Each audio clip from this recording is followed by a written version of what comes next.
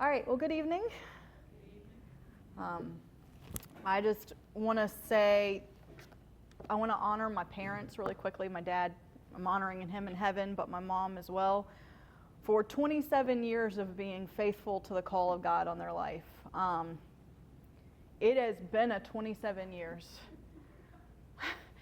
My sister always says, people always say good times, and she goes, sometimes all you can say is times.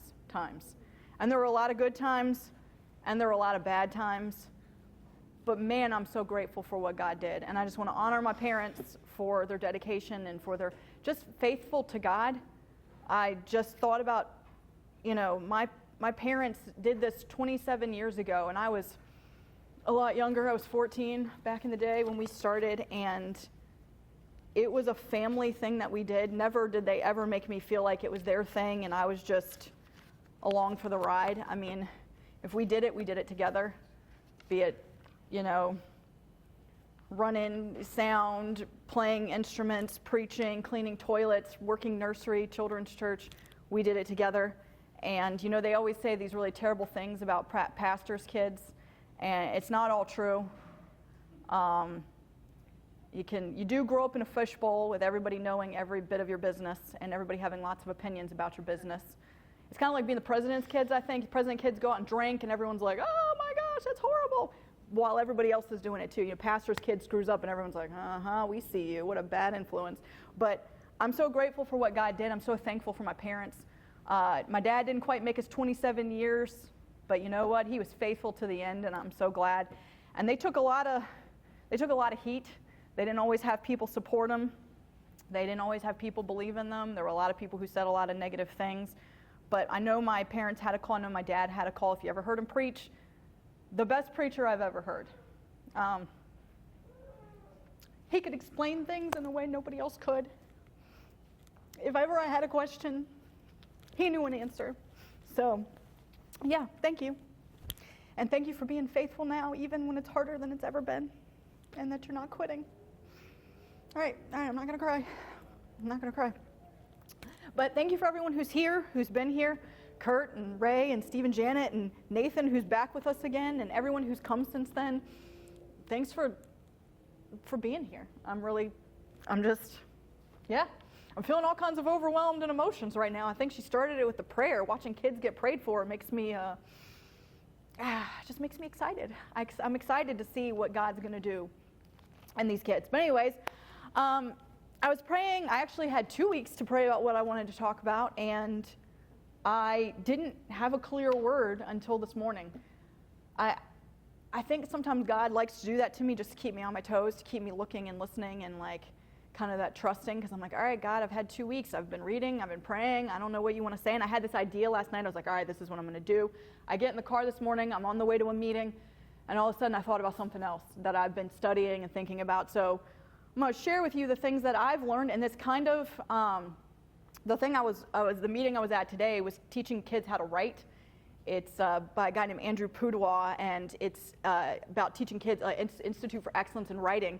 And he said the best way to become a good writer is to imitate the writing of other people and to work on it and to improve.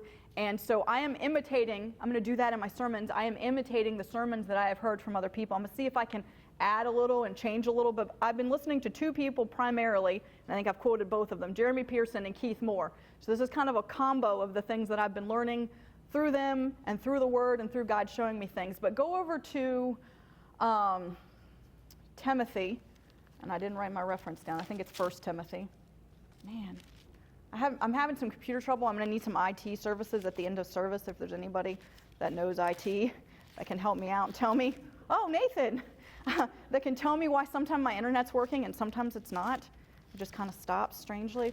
But Timothy, and I believe, give me 1 second. Let me find it for you here. Timothy. And I also left my good Bible at the beach last week. And I've called 3 times, and they keep saying, the people that are there are not answering our call. We'll call you back. So this one does not have my my markings all in it. Oh man, guys. All right, hold on. It's in my phone. That's where I printed it from. That's where I was trying to print it from. So Timothy, 1 Timothy. Bear with me. 1 Timothy. I'm keeping all my notes on my phone. 1 Timothy 1. Oh, I would have been right there. 1 Timothy 1:18. 1 Timothy 1:18. So this is the Apostle Paul writing to Timothy. And so 1 Timothy 1:18. And it says, ooh, they've changed programs. This charge I commit to you, son Timothy, according to the prophecies previously made concerning you, that by them you wage a good warfare. Having faith and a good conscience, which some have rejected. So he's like, Timothy, I'm writing all these things, and I'm committing them to you, according to prophecies previously made. So previously, Timothy's had prophecies over in his life, and he says, I'm telling you all these things so that you wage a good warfare. How many of you know that you're in a war, that this is war? You're waging war every day against the enemy, against the powers of darkness, against the evil, but also a war to get yourself into action, to follow God, to do all those things, to be true to what God has called you to do. And he said, having faith and a good conscience, which some have rejected, concerning the faith, and they have suffered shipwreck, of whom are Hymenaeus and Alexander, who I delivered to Satan, that they may learn not to blaspheme. Can you imagine you get your name written in the Bible? Like, how many of us would love to have our name written in the Bible? But these dudes got their name written in the Bible for blaspheming, for rejecting the truth. And he said, I've delivered them over to Satan. But what did he say about them? He said they've concerning, go back to verse 19. I think it's 19. Concerning the faith have suffered shipwrecked. So he's shipwrecked. So he's talking about these men. He's talking about faith. He's like, I'm telling you that I want you to wage a good warfare, that I'm writing you to remind you to wage this warfare. But I don't want you to be like these people that have rejected faith, and that because of this, they have suffered shipwreck. And I don't know if you guys know how many shipwrecks the Apostle Paul was involved with. It was not one, it was not two, it was 3 shipwrecks, okay? So this guy knows what he's talking about a shipwreck. He's been in one before. And what happens in a shipwreck? Often it's a result of a storm. Something's coming in, it's a big, and his biggest shipwreck, the one that we have the most written down about, is in Acts 27. Go over to Acts 27, verse, I think, 13. So Paul is getting ready to go on a ship.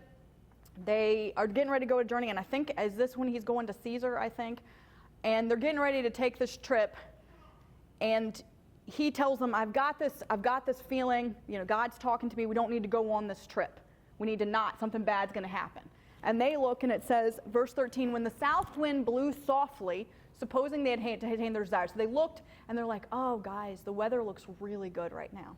It's a south wind that's blowing softly. So we are good to go. Even though he's already come and said, don't do it. It's going to be a bad idea. They're looking, and they see the circumstances, and they say, we are good to go.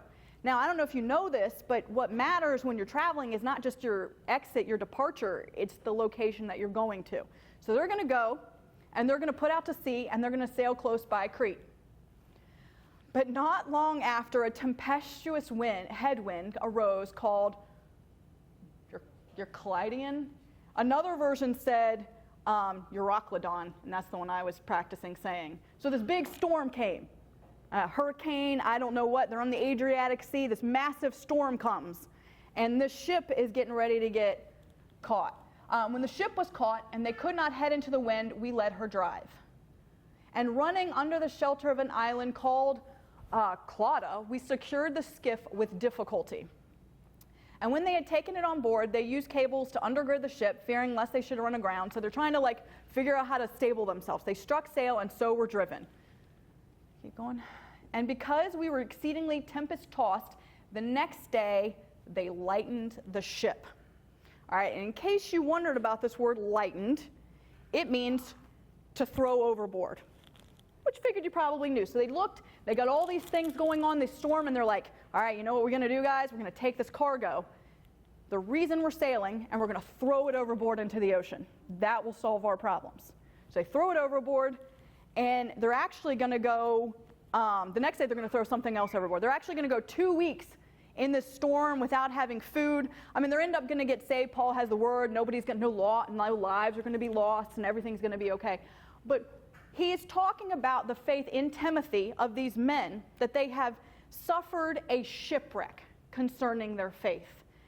And I think what he could have been saying is, hey, these guys, and I don't know what they went through. And he is going to mention them again, or he's going to mention Harmonius again in 2 Timothy. He's going to talk about him again and walking away from his faith. I don't know what happened.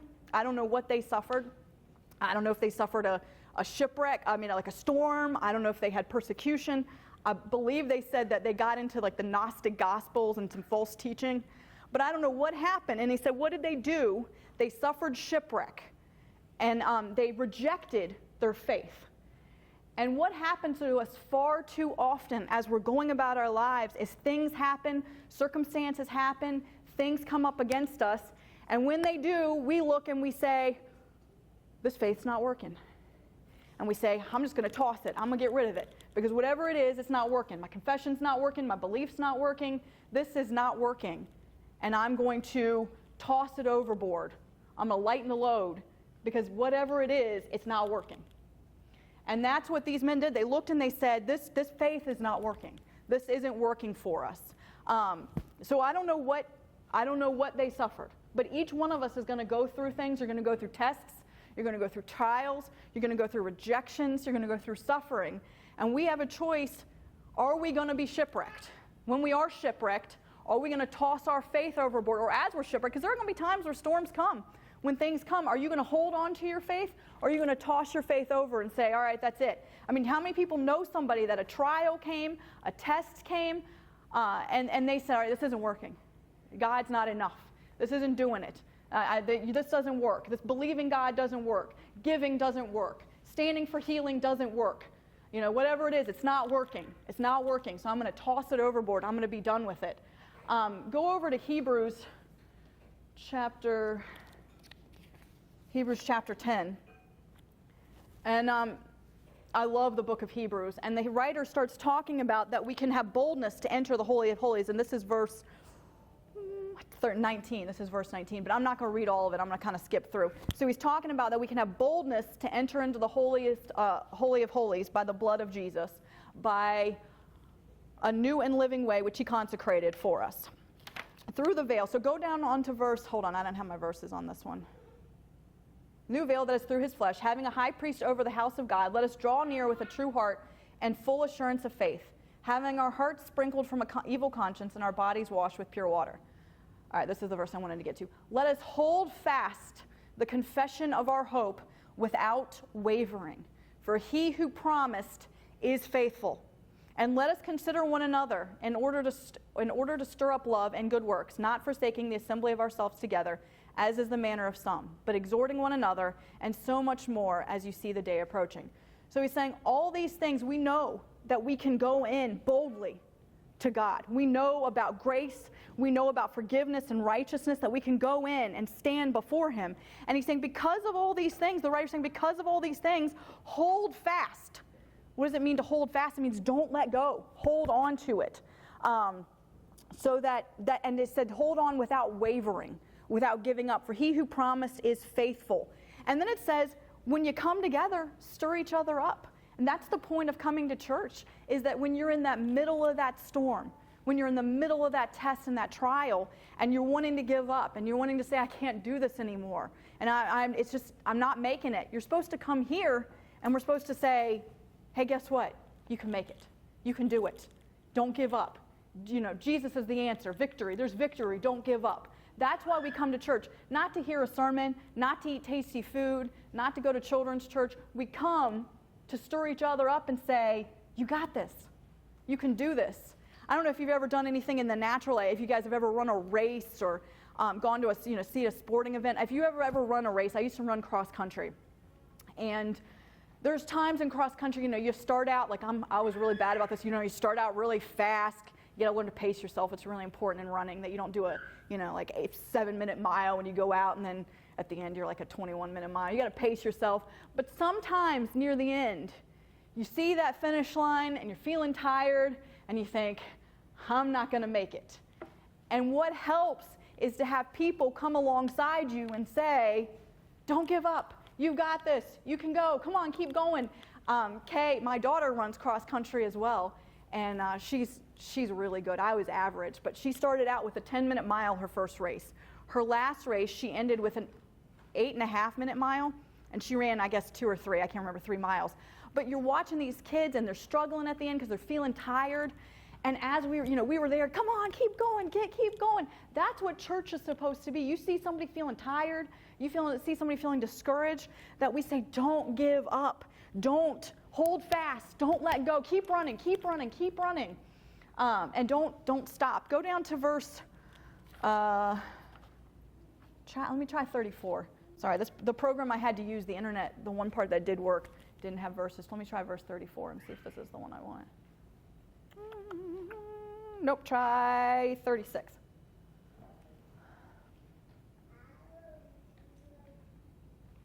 Go back one more, 35. There we go, it was perfect, 35. Therefore, and he's talking about understanding God's law and what righteousness did and recalling the former things. And he's going to all these things, talking about that there is a future in heaven, that there's a plan, that God came and did things. And he said, therefore, do not cast away your confidence, which has a great reward. For you have need of endurance, so that after you have done the will of God, you may receive the promise. So he's saying, don't cast away your confidence. And if you look up this Greek word to cast away, it means to throw off or to throw overboard. So he's saying, as you're going through life, as you're having these trials, as you're going through your life, do not throw your faith overboard. Do not lighten your load. Do not say, this isn't working, and toss it overboard. He said, hold on to it so that you have endurance. You know, anybody can get out and run. Well, maybe not anybody for a long time, but for a short time, you can run fast for a little while. I see little kids do it all the time. They take off and they are flying, and they're, so much faster. But in the end, what matters in a race, unless it's just a tiny sprint, is endurance. Is that you've built up your capacity to keep going and to not give up. And in the life of faith, we need endurance.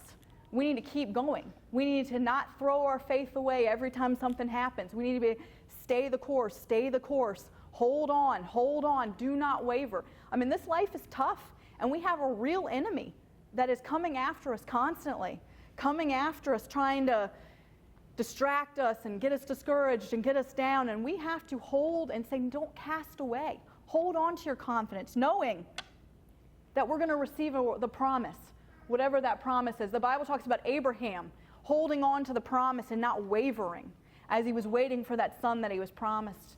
Not wavering in faith, not wavering in what God had promised him. Go over to 1 Timothy. I've been reading Timothy a lot. There's a lot of really good stuff in there. And Paul is talking to Timothy in chapter 6, verse 11. He writes Timothy again, or he's writing him in this thing. And 1 Timothy chapter 6, verse 11. I was listening to Keith Moore the other day, and he's giving him 3 scriptures. And he said, go over to 1 Corinthians while I read these other two to you. And then he said something the other 1 Chronicles. And he said, did I say Corinthians? I meant Chronicles. He goes, those are 2 totally different books. But I just thought it was kind of funny. He got mixed up too. Chronicles, Corinthians. 1 Timothy 6, verse 11. But you, O man of God, flee those things and pursue righteousness, godliness, faith, love, patience, and gentleness. So he's been talking to him about what he shouldn't be doing and how the things that he should not be partaking in. Sorry, I was trying to look at my Bible. This is the part I wanted to get to. Fight the good fight of faith, laying hold on eternal life to which you were called, and have confessed the good confession in the presence of many witnesses. So he's saying, I'm telling you to not be distracted by all these things, to not worry about lusts and riches and arguments and disputes and all these things, but to fight the good fight of faith. And we are in a fight. I said it earlier. You are in a war every day. And some of you might say, but I don't want to be. I don't want to be in a war. I don't want to be here. It doesn't matter. You are. You're in a war. There is a battle. When we were kids, my parents used to have this CD Carmen, I don't know if you all ever heard the singer Carmen, and I can't even remember, it's called Carmen Yo Kids or something, Praise Kids. And there's this whole song about it's war. Pray for revival. And the whole song is like, you're in a war. Satan is actively coming against you. It says that he comes to kill, steal, and destroy. And I don't think we spend enough time thinking about in the body of Christ that you actually have an enemy that is actually out to get you. He is. There's actually a war going on. There's actually a battle of good and evil. I mean, that will answer all your questions. When you look at the world and you look at politics, why do good people, why do people do these things? It's a war. There's a battle. The enemy is constantly moving and engaging and trying to push people further and further back. And as believers, we ought not let that happen. We need to be standing and we need to be fighting. And he's telling them, fight the good fight of faith. Don't hold on to this. Hold on to this confession. And why do you think he was telling them that? I mean, don't you think he knew that? He was telling them because there's this pressure to get shipwrecked. There's this pressure to give up your faith. There's this constant pressure. Do you guys know people, because I do, who walked with the Lord for years? And when they tell you now, they're like, nah, I'm not into that anymore. It didn't work. This didn't work. I walked away. I don't serve God anymore. You know, there's a lot of people. I mean, I think if I could go through the people that I've known over the years, I would be shocked, the people that are not serving God anymore. Because they gave up, because something happened, and it shipwrecked them, and they threw their faith overboard. And he's saying, fight this good fight of faith, Timothy. Don't let it go. Don't give up. And if you look at these words, this word of fight, so he says it first, he says, fight the good fight of faith. So we got two different words for fight, and they're very similar. But the first one says it's a gathering, a contest, or a struggle. That's what this phrase says, fight. Fight this good fight of faith. There's this contest, there's this struggle, and it's a struggle of your soul is what this says. And it was used to talk about games, to talk about war, to talk about a battle, just what you think it is. It's there to talk about a battle. You know, we say, yes, fight the good fight of faith, hallelujah. But it's real. It's not a pretend fight, it's a real fight. It is a real fight to get up every day in a world that's full of darkness and say, I'm going to choose light. It is a real fight every day to forgive when somebody does something bad to you. It's a real fight to give when your money's tight. It's a fight to follow the things of God. It is a fight. And he's saying, don't fight it. Fight the good fight. But you know what he said? You know what I like? He said the word good. And you know what that word good means? It means good. I mean, it means all kinds of other, it means nice. It means like, it's a fight that you win. That's what makes it good. It's a fight that you can win. It's not a fight, it doesn't say fight the really difficult fight, it says fight the good fight. Fight it. Fight, hold on to this. Don't let it go. To contend. This is one of the other definitions. Contend for a prize. To struggle. To strive. The English term, the root of it is actually to agonize. I think my dad said it, agonizo. I don't know how you pronounce it, but it's a struggle. It's a constant, and the Bible talks about that we have to suffer with Christ. And one of the sufferings, that's a whole different message, but one of the sufferings that we have to suffer is the fight. We have to get up and suffer in that not giving up. When you wake up one day and you got a sore throat and your nose is running and you got a headache and all you want to do is lay in bed and you don't want to do anything and you just want to be left alone and you want people to turn the lights off and say, oh, poor baby, poor baby, poor baby. It is a fight to get up and say, by Jesus' stripes, I'm healed. He himself bore my sicknesses and carried my diseases. That is a fight. It is suffering and it is a struggle, but it is a good fight. And he's saying, don't give this up. And he's telling, Timothy was his protege. This is a man that is pastoring a church that is, doing all these things. And Paul's like, don't give up. Don't give up. And that is my message for you today. Don't give up.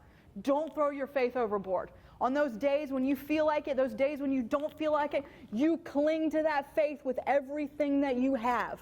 Do not let it go. No matter what happens. You say, I'm going to trust God. I don't know what's going to happen. I'm holding on. I'm not letting this faith go. Do not let it go. Fight. Fight the good fight. There is a war, and the enemy is trying to actively keep you. And for most of us, he doesn't want to kill us. He just wants to destroy us. He just wants us to he wants us to be sick, and he wants us to be poor, and he wants us to be depressed, and he wants us to not live out the call that God has for us on our life, because it is a fight. It is a battle to get up and do the things. It's not a fight is laying on the couch. It's not. It's really easy. Laying on the couch, and whatever your brand of poison is, mine is not TV. I am not interested in TV as a general rule at all, but I do not mind a good novel. And I will sit there and read and have a great time. And it is a fight sometimes to put that book down and say, by golly, I'm going to pray in tongues instead of read this book right now. There's a time and place for reading books. Thank the Lord. But God needs to be my priority, fighting this fight and not giving up, contending for this. And I think for most of us, we're looking at our lives and we're looking at the situations that we find ourselves in. And I think we just want to know, God, is it done? Can this fight be done? Is it over? Like, I'm tired. I don't want to do this. I don't want to fight for my healing. I don't want to fight for deliverance. I don't want to fight for whatever. I just want to, my sister is a nurse practitioner, and she said all of people who come to see her, she discovers that she feels like if she asked, or maybe there's even a study she read, if you ask the majority of people, if you could take a pill that would make everything, all your pain go away right now, but it would take 10 years off your life, would you do it? She said, like, the majority of people say, yeah. And, and she was talking about, like, change, like changing your diet and exercising. We want the easy. You ever see that, was it Staples that had the easy button? We want to press the easy button. All right, easy. I don't want to do this. We like our microwaves, and we like our fast food, and we like our comfort, and we like easy. But serving God is not easy in the fact that it takes no effort. It is easy in the fact that he says, my burden is easy and my yoke is light. When you come to him, it's not heavy and stressful, but there is work that you have to do, that getting up. And I think sometimes we look and we're like, okay, are we done? And I stole this from Jeremy Pearson because my kids are going to say it as soon as I did. He said, you know what this is like? Most of us, what our profound question to God is most of the time, are we there yet? Are we there yet? And I think I even told you, but man, that has just struck me so much. I don't know if you've ever been on a trip with your kids, but we went to the Outer Banks last week, and it was a 4-hour, just mind you, a 4-hour drive. And we're a half an hour into it, and someone looks over and says, are we there yet? No, we're not there yet. We're hardly through it. We got a long time to go.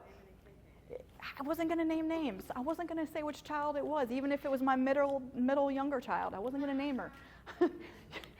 and that's what most of us think. And tell me what you hear after a while when you hear, are we there yet? You hear like, oh my gosh, stop whining. Are you kidding me? I'm taking you somewhere amazing. Stop whining. And that's what we're doing to God constantly. God, are we there yet? I'm done. God, I don't want to do this anymore. God, I don't want to believe for the things you gave me. Are we there yet? Can we just be done? Can we just stop doing this? Do we have to keep having this life of faith? Do we have to just keep doing this?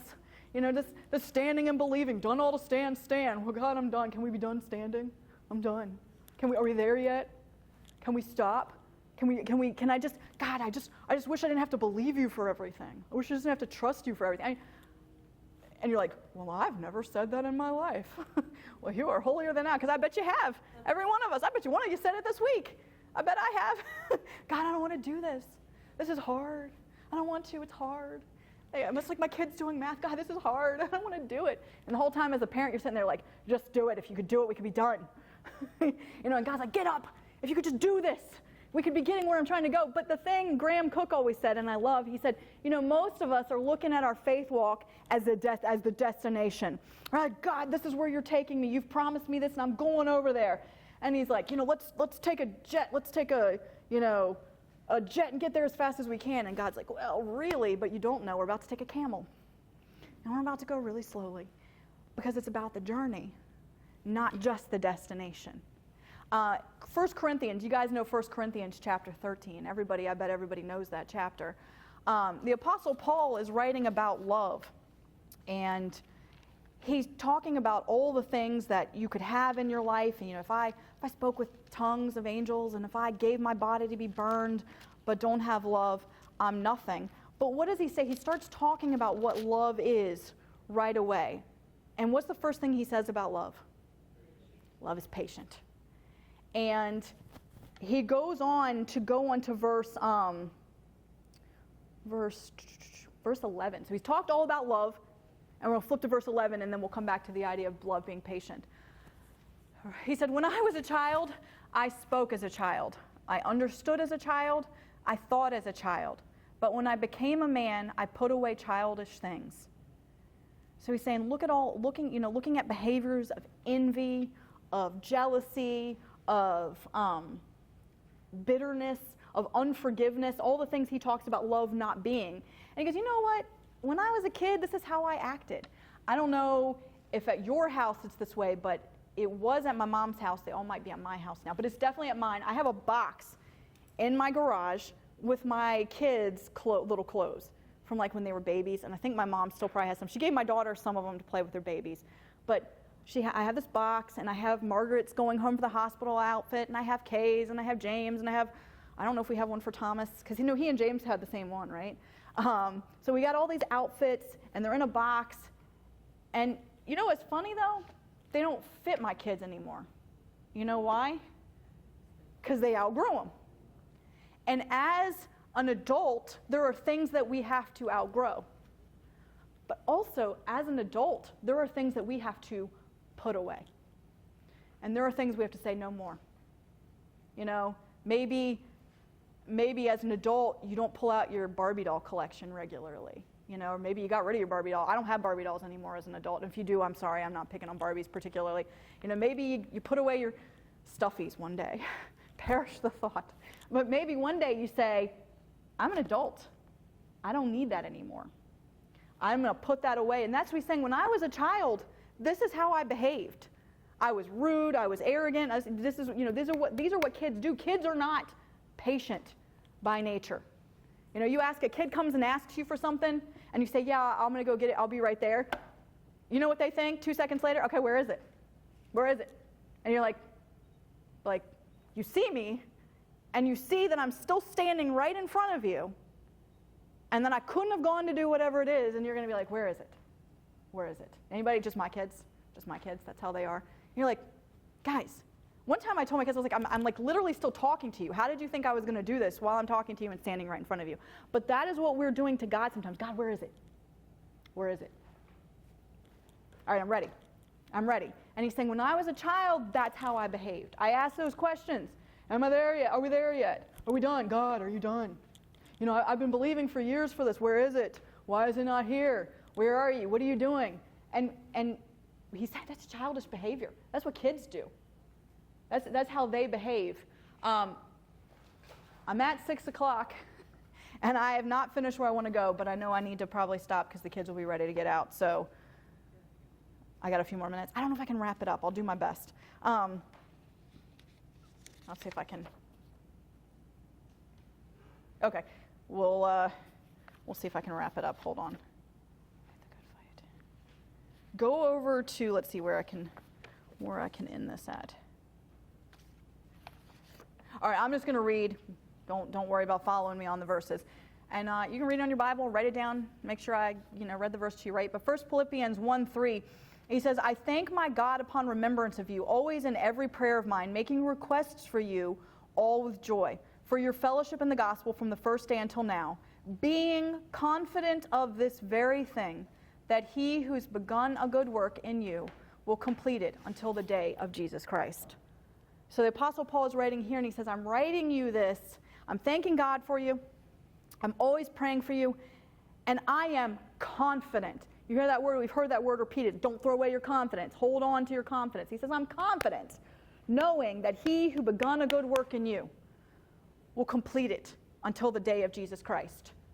So is Jesus here? Well, has he returned? So are you there yet? You're not there yet. And the not there yet is going to keep going until you leave this body to go to heaven to be with him, and I don't know how it goes up there, or till he comes back for his body. You will not be there yet. There will be a continual work in you from now, and I don't know what it looks like in eternity, but you will not be there. Wherever you are today, you're not going to be finished yet. But he said, you are going to complete this work. You're going to begin it. What you've begun, you're going to complete. And this was the verse that I spoke over Thomas at his graduation. I was praying for what to say, and this is what God gave me. And if you have a kid or somebody that you're believing for, hold on to the scripture, because I saw God begin a good work in Thomas, and I'm holding on to this. He's not here, so I can talk about him right now. I'm going to hold on to this verse, that the work he begun in him, he's not finished yet. The work that he began in me, he's not finished with me yet. It's not done. The work he began in your child, it's not done. The work he began in your spouse, it's not done. And sometimes we're looking and we're like, God, I need this person to change. I need this to happen. And he's saying the work is going. Hold fast to that. Don't throw your faith overboard. Hold on, that he began that good work. And in case you're like, well, I don't think he's started the good work. Well, believe that he starts it, because you have the promise of your family down to 1,000 generations.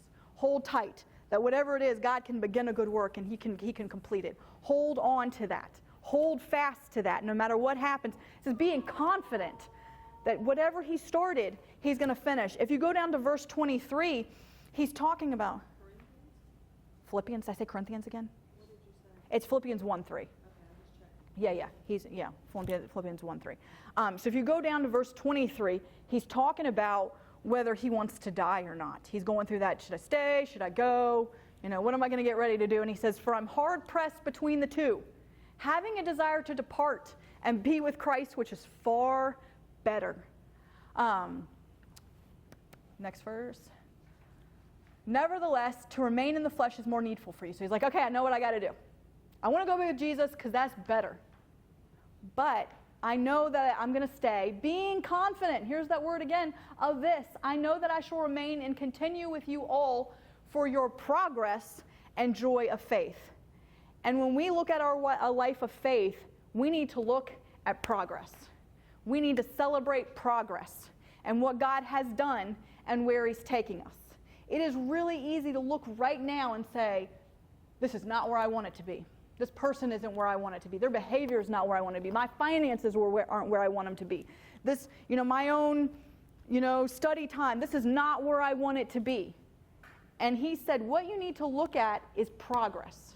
Have you made progress? And if you look at the word progress, the root is actually talking about, it was used a lot of times in antiquities, talking about pioneers and armies clearing out forests in order to reach their destination. So as you are going through your life and you are walking by faith and you are making progress, you are clearing out the forests of your life. You are clearing out the things that are holding you back, the things that you need to get straight before Jesus comes. And he said, I'm staying because there's joy in progress. A lot of times we're ready for the end result. We're ready for the person to be fixed. We're ready for the situation to be fixed. And we don't see the work that God has already done. We don't see what the situation that he's already worked in our life. Keith Moore said it this way, and I love this. He said, stop thinking and talking about what you don't know, don't have, or can't do. Quit walking by sight. Start walking by faith. Stop saying, I'm not here, I'm not where I want to be. And literally, I'm praying before the service, and when Jeremy Pearson read the scripture, he gave this really great illustration. I'm like, God, I don't have this really great illustration for, where my progress. And then a few minutes later, I had this thought like, man, I just really haven't done a great job reading my Bible and praying this week. That's really what I thought. And then immediately after that, God stopped and he said, but look at the progress you've made. Look how much more you've been doing than what you've been doing. I don't know if you guys are that, but like that, I'm not doing enough. And he's like, look back to where you have done and where you're at now. And you're doing better than you were 6 months ago. You're doing better than you were 4 months ago. You're doing better than you were 3 months ago. Look at your progress. Look where I've taken you. Look what you're doing today that you weren't doing yesterday. Well, I'm not, I'm believing God for healing and I'm not completely healed. Well, is there any part of you that's stronger than it was yesterday? Because if so, you've made progress. You've gone somewhere with God. And I'm gonna try to wrap it up with this. But in 1 Timothy 4, verse 12, he writes them and he says, "Let no one despise your youth." And I don't know about you, but that was the youth group scripture when you were a kid. Let no one despise your youth. But apparently Joseph Prince said this, and I think I might have heard it from Keith Moore or somebody else. He was probably 40. at the time. So he's like me. So he's saying nobody look down at you for being a kid, for being young. But be an example to the believers in word, in conduct, in love, in spirit, in faith, in purity. Till I come, give attention to. So what's he tell you to give attention to? To reading, to exhortation, to doctrine. Do not neglect the gift that is in you, which was given to you by prophecy with the laying on of the hands of the eldership. Meditate on these things. Give yourself entirely to them, that your progress may be evident to all. He said, don't let anybody look at you and say you're too young, you're not qualified. He said, what you should do is give attention to reading of the scripture, to exhortation, to doctrine, to all those things. Hold on to that gift. And I really hope, and I believe it's probably true, that every person in here, God has had a prophecy over your life. He's had a word over your life. There's been something that's been spoken to you about what you're going to do, about what destiny he has for you, what plans he has for you. And he's saying, don't neglect those gifts. Hold on to them that somebody gave you. Meditate on these things and give yourself entirely to them with everything that you have. And he said, when you do that, what's he say is going to happen? Your progress is going to be evident to everyone who sees you. When we see you, we're going to say, oh man, look how much better you're doing at this, you know? Like my dad used to always say he hated traffic, but he would get up here and talk about his progress. And I can tell you he did make a lot of progress. He made so much progress. He's delivered now because there's no traffic in heaven. But he made so much progress. I watched God. I don't know that he was ever completely delivered until he got to heaven, but he made progress. Think about those things that you struggled with, and you look and think, man, this is so hard. But you look back at it a year ago and you think, man, it's not as hard as it was. You know, you go out and you run a couple of miles, you may really struggle, but you think, oh man, the first day I ran, if you've ever run the first time you ever run, that is hard because you've never done it before. And you're out there and you're running, but you can after a while see progress. Well, I'm never going to win the Olympics. Yeah, but are you better than you were yesterday? Are you holding on to your faith? Are you holding on to what God has given you? Don't let your faith be thrown overboard when you're shipwrecked, because you are going to have things come. And there's going to be times where the devil's going to say, it's not working, it's not working, it's not working. See, you're standing, you're confessing, you're believing, nothing's changing, nothing's changing, nothing. Yeah, just me. When I'm laying down, you hear that nothing's changing, nothing's changing, nothing's changing. What do you need to do? You need to stop and say, it is changing. It is changing. It's not going to be this way. I'm making progress. They're making progress. We're going forward. I'm holding on to that faith with everything that I have, so that in the end I can be like Paul when he says this in 2 Timothy, that I fought the good fight of faith, that I held on, that I made it, that I had endurance till the end. And that's what we need to do, is to hold on. Do not throw away your faith. Do not throw away your confidence. When you're believing God for something that you haven't seen. Abraham and Sarah believed God for their child for, 20 years? Till they saw the answer. Well, I've been believing longer than 20 years for something. Don't give up. Don't give up. Hold on. What if your answer was right here, and you right here and say, well, I'm done. I'm turning around.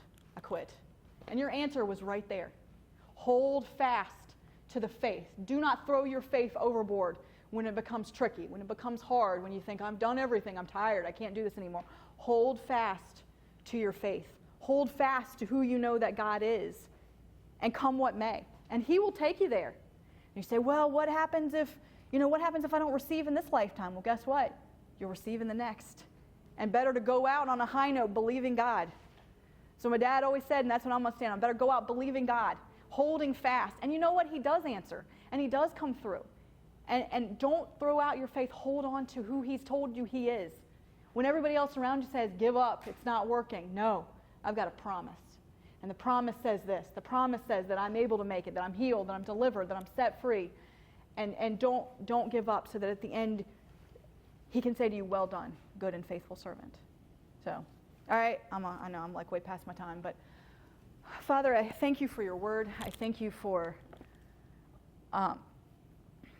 the teaching that you've given us, the men and women that wrote all this down for us and inspired by your Spirit.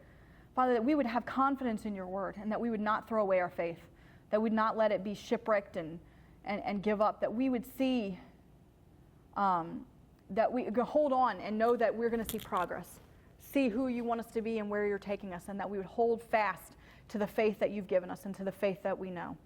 And I just thank you for that. I just pray for everyone in this room that you would be with us and just help us to show us where you've taken us from, where we were and where we're going, and the progress that we have made, and that make it evident to us. And I just thank you for that. I ask you to bless our food and fellowship in Jesus'